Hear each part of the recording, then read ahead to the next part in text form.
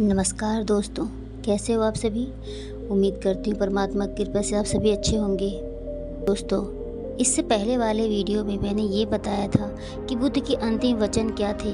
आज मैं आपको ये बताने वाली हूँ कि आनंद किस तरह से तथागत से जुड़े हुए थे और जब तथागत का अंतिम समय आया तब आनंद का शोक कैसा था।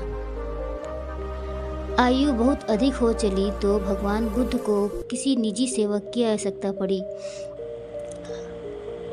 उन्होंने पहले नंद को चुना, उसके बाद आनंद को चुना। आनंद तथागत के अंतिम समय तक तथागत की सेवा में रहे। आनंद केवल सेवक ही न थे बल्कि उनके दिन रात के प्रियतम साथी भी थे। जब भगवान बुद्ध कुशीनारा पहुँचे और 2 साल वृक्षों के मध्य विश्राम करने लगे तो भगवान को लगा कि उनका अंत समय समीप है और उन्हें यह भी लगा कि उन्हें कम से कम आनंद को तो कह ही देना चाहिए। इसलिए उन्होंने आनंद को संबोधित किया और बोले, हे आनंद, इन्हीं साल वृक्षों के मध्य इसी कुशीनारा के वन में रात्रि के तीसरे पहर तथागत का परिनिर्वाण हो जाएगा। तथागत के ऐसा कहने पर आनंद ने कहा, भगवान, आप बहुत जनों के हित के लिए, बहुत जनों के सुख के लिए, लोगों पर अनुकंपा करने के लिए तथा देवताओं और मनुष्यों के कल्याण करने के लिए कल्प भर तक रहने की कृपा करें, यानी कि कुछ देर तक जीवित रहने की कृपा करें। 3 बार आनंद ने अत्यंत आग्रहपूर्वक यही प्रार्थना की। तथागत का उत्तर था, आनंद, अब रहने दो, अब ऐसी प्रार्थना मत करो, ऐसी प्रार्थना करने का समय बीत चुका। आनंद, अब मैं बूढ़ा हो गया हूँ, वय प्राप्त हो गया हूँ, अब अंत समय समीप है, मेरे दिन पूरे होने को आए हैं। मैं 80 वर्ष का हो गया हूँ। जिस प्रकार कोई पुराना छकड़ा एक न एक दिन शीर्ण विशीर्ण हो ही जाता है, वही गति तथागत के शरीर की भी है। यह सुने तो आनंद वहाँ रुके न रह सके। जब आनंद दिखाई नहीं दिए तो भगवान बुद्ध ने भिक्षुओं से कहा, आनंद कहाँ है। भिक्षु बोले, आनंद यहाँ से चले गए हैं और खड़े होकर रो रहे हैं। तथागत ने एक भिक्षु को बुलाकर कहा, जाओ और आनंद को कहो कि तथागत बुला रहे हैं। भिक्षु बोले, बहुत अच्छा। ऐसा बोलकर भगवान बुद्ध की बातें स्वीकार करके वहाँ से चले गए। आनंद वापिस आए तो आकर तथागत के समीप बैठ गए। आनंद, रो मत, क्या मैंने अनेक बार पहले ही नहीं कहा है। यह चीज़ों का स्वभाव ही है कि हमको अपने सभी प्रियजनों से पृथक होना ही पड़ता है, विदा लेनी ही पड़ती है, संबंध तोड़ना ही पड़ता है। आनंद, इतने दीर्घ काल तक तुम अपने मैत्रीपूर्ण वचनों तथा मैत्रीपूर्ण व्यवहार के कारण मेरे बहुत समीप रहे हो। आनंद, तुम बड़े कुशल रहे हो। आनंद, प्रयास करो, तुम भी आस्त्रों से पूर्ण मोक्ष प्राप्त करोगे। तब आनंद के ही बारे में बोलते हुए तथागत ने भिक्षुओं से कहा, भिक्षुओं, आनंद बुद्धिमान है। भिक्षुओं, आनंद वह जानता है कि तथागत से भेंट करने का ठीक समय कौन सा है। भिक्षु भिक्षुणियों के लिए ठीक समय कौन सा है, उपासक उपासिकाओं के लिए ठीक समय कौन सा है, राजा अथवा राजा के मंत्रियों के लिए ठीक समय कौन सा है तथा दूसरे आचार्यों शिष्यों के लिए कौन सा समय ठीक होगा। भिक्षुओं, आनंद की ये 4 विशेषताएं हैं।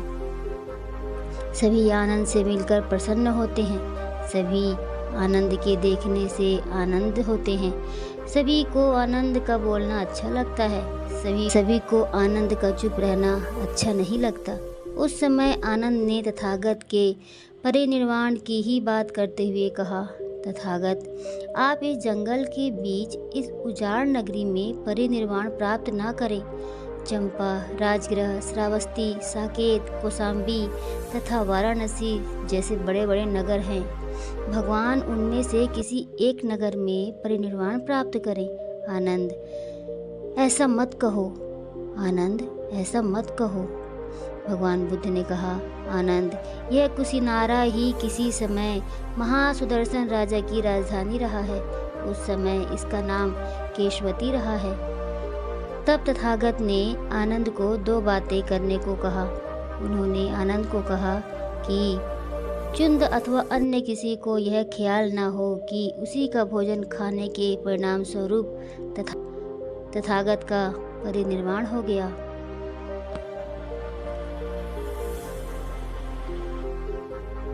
उन्होंने सोचा कि इससे चुंद मुसीबत में पड़ सकता है। उन्होंने कहा कि देखना, जनता में यह ख्याल न फैलने पाए। दूसरी बात उन्होंने आनंद से ये कही कि कुशीनारा के मल्लों को सूचित कर दें कि तथागत उनके उपवन में ठहरे हैं और रात्रि के तीसरे पहर में परिनिर्वाण को प्राप्त होंगे। ऐसा न हो कि बाद में मल्ल तुम्हें ही दोष दें, कहे कि हमारे गांव में ही तथागत का परिनिर्वाण हुआ, हमें पता भी नहीं लगा। अतः हम अंत समय में तथागत के दर्शन भी नहीं कर पाए और सारा दोष तुम पर आ जाए। उसके बाद अनिरुद्ध तथा आनंद स्थविर ने धार्मिक चर्चा में ही शेष रात व्यतीत की। जैसा पहले ही ज्ञात था, रात्रि के तीसरे पहर में ही तथागत परिनिर्वाण को प्राप्त हो गए। जब तथागत का परिनिर्वाण हो गया तो भिक्षु और आनंद बाहें पसार पसार कर रोने लगे। कुछ दुखाविभूत होकर जमीन पर ही भी गिर पड़े। तथागत अत्यंत शीघ्र परिनिर्वाण को प्राप्त हो गए। तथागत अत्यंत शीघ्र आँखों से ओझल हो गए। यह भुवन प्रदीप बहुत ही शीघ्र बुझ गया। वैशाख पूर्णिमा की रात्रि के तीसरे पहर में तथागत परिनिर्वाण को प्राप्त हुए। उनका परिनिर्वाण ईसा पूर्व 483 में हुआ। पाली में कहा है, दिया तप्ति आदित्यो रतिम अभाति चंदिमा सन्नधो खतियो तप्ति झाई तप्ति ब्रह्माणो अथ सब अहोरांति बुद्धो तपति तेजसा। सूर्य केवल दिन में चमकता है और चंद्रमा केवल रात्रि में। क्षत्रिय तभी चमकता है जिस समय वह शस्त्रधारी रहता है। ब्राह्मण तभी चमकता है जब वह ध्यानरत रहता है। लेकिन बुद्ध अपने तेज से दिन और रात हर समय प्रकाशित रहते हैं। इसमें कुछ भी संदेह नहीं कि भगवान बुद्ध भुवन प्रदीप थे, समस्त लोक का प्रकाश स्तंभ थे। इसके बाद मल्ल जो हैं वो विलाप करते हैं। भगवान बुद्ध के जाने से मल्लों का विलाप किस प्रकार हुआ और एक भिक्षु की प्रसन्नता क्या थी, इसे हम जानेंगे। तथागत के आदेशानुसार आनंद ने जाकर मल्लों को सूचित कर दिया। तब मल्लों ने सुना तो उन्हें दुख हुआ। उनकी स्त्रियां दुखी हुईं, उनके तरुण दुखी हुए और उनकी कुमारियां भी दुखी हुई। सभी के चित्त को बड़ा आघात पहुंचा। कुछ अपने बाल बिखेर कर रोने लगी, कुछ हाथों से छाती पीट पीट कर रोने लगी और कुछ जमीन। तब अपने कुमार कुमारियों सहित मल्ल अपने उपवन में वहाँ गए। वहाँ साल वृक्ष थे ताकि तथागत के अंतिम दर्शन कर सकें।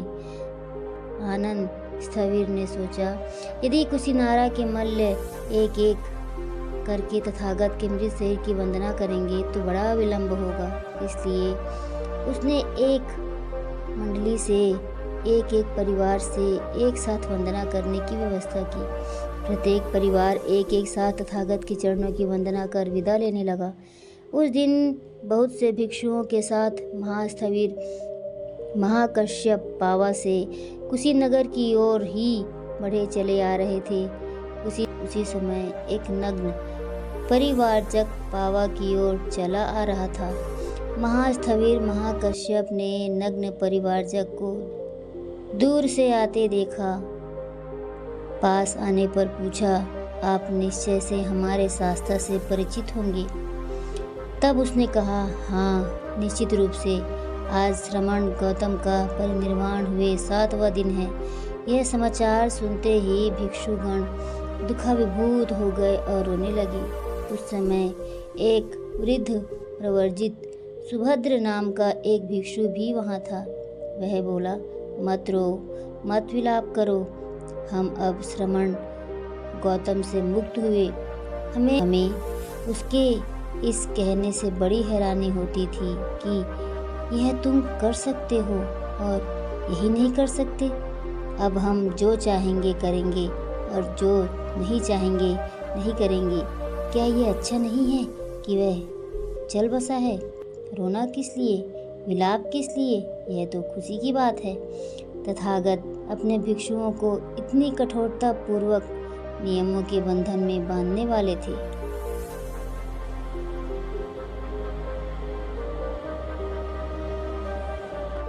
दोस्तों, अंत में जो घटना हुआ, जिस तरह से वो भिक्षु हंसा, क्या वो भगवान बुद्ध से दुखी थे? उनके ऐसा कहने का क्या तात्पर्य था? ये मेरे लिए प्रश्न का विषय है। मैं इस कहानी को बताते हुए बहुत भाव विभोर हो गई हूँ। मैं कई बार रोने को भी हुई जब मैंने महात्मा बुद्ध के परिनिर्वाण की यह कहानी पढ़ी। मित्रों, आप अपना ध्यान रखें और कोशिश ये करें कि जीवन में हमेशा अच्छे कार्य ही करें। हमेशा दूसरों को सुख देने का सोचें, किसी का बुरा ना करें।